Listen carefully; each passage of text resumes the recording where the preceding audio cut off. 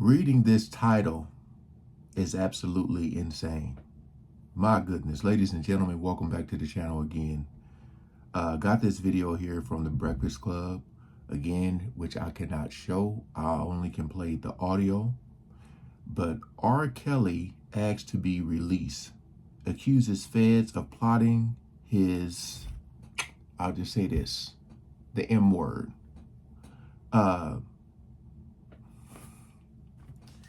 All right, let me just see, because it says plus more. I don't know what else they're going to talk about here, but yeah, we ain't gonna waste no more time. Let's jump right into it. So taking y'all to court real quick, R. Kelly is asking to be released. He filed an emergency motion for prison release. He says he's alleging that prison officials teamed up with a man who is a gang leader who has a terminal illness and a plot to kill him. So he is currently in North Carolina serving his 30-year sentence for crimes. In North Carolina? Yes, he's in North Carolina right now serving his 30-year sentence for I thought he was in New York. Huh. crimes.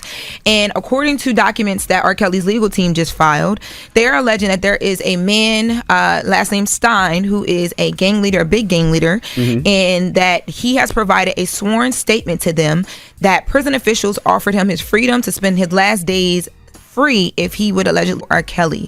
Now, the way that this man says that this was supposed to go down is that he was Kelly allegedly, and then he would get charged for it, and then he alleges that prison officials were going to fumble the evidence and ultimately bury the case.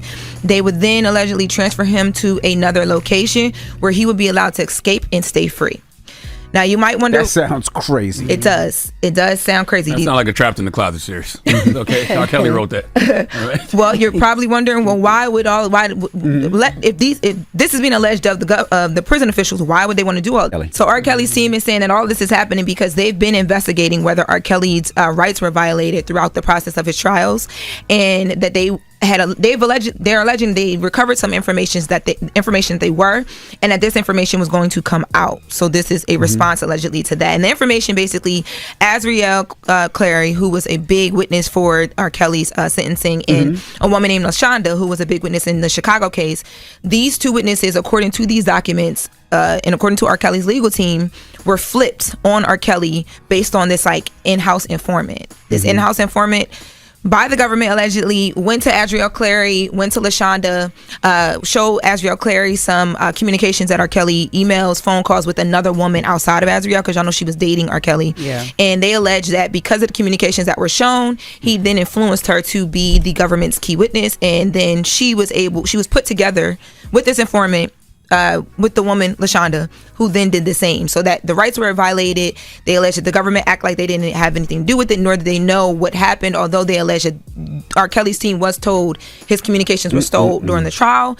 No one knew any details, and now that they know the details, this whole plot has come out. And the guy, his name is Michael Glenn Stein, he says he will take a lie detector test, and he will testify if he has to. I don't want to be disrespectful. I really don't care. It just sounds like a lot of blah, blah, blah. Yeah.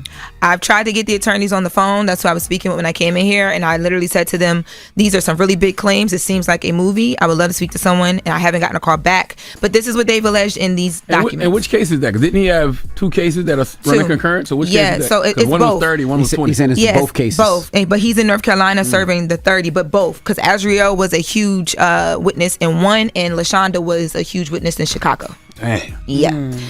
Yeah, and we real quick, Diddy, because there's a lot that has been happening. I know I haven't actually been in court, but we've been talking about. That's what I'm interested in. Yeah. So which part do you want to start with first? So Jane Doe has been on I guess. Okay, so now they're getting into the Diddy. Let me just say this: stay out of jail.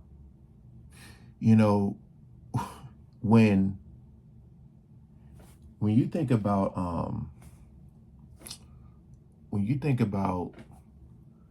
for instance, let me just go to Diddy real quick. We all seen the video of what he did to Cassie, but because of the statute of limitations, he couldn't be charged for that. But it painted the picture of how aggressive he can be, and it spoke volumes to his character. We know that. the whole R. Kelly situation is this. You know, this man has been accused of so many things, dealing with, I'm just trying to speak carefully here, dealing with the women, or I would say some women, some girls, and a lot of them, they feel invincible. You know, they feel like they can't be touched because they're on this high pedestal. And a lot of them are looking at it like, hell, I'm not the only one who's doing this. It's a lot of them in the industry who do it. A lot of them just haven't been caught. So a lot of them may do something once, then twice, then 3 times, then now they're comfortable with it, and that becomes their lifestyle. So when you see stuff like this, as far as people trying to take him out, I'm actually surprised there haven't been more threats, you know, because what he went to jail for, people in jail, they be like, I don't know if he's, what do you call it, in the general public, I don't know if he's away from people, I don't know. But the stuff, like what he went to jail for, oh, they gonna try to get you and get you fast in there. Like really fast. I know they hate when you, although a lot of them may be in there for that too, but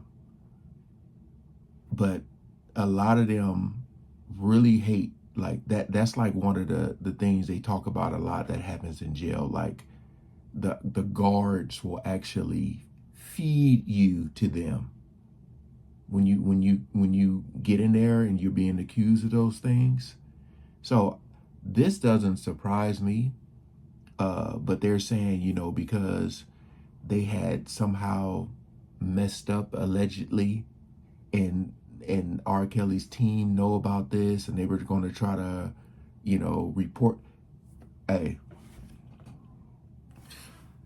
you know, most people are going to look at this and they're going to put it all together and ball it up and say, here's your karma.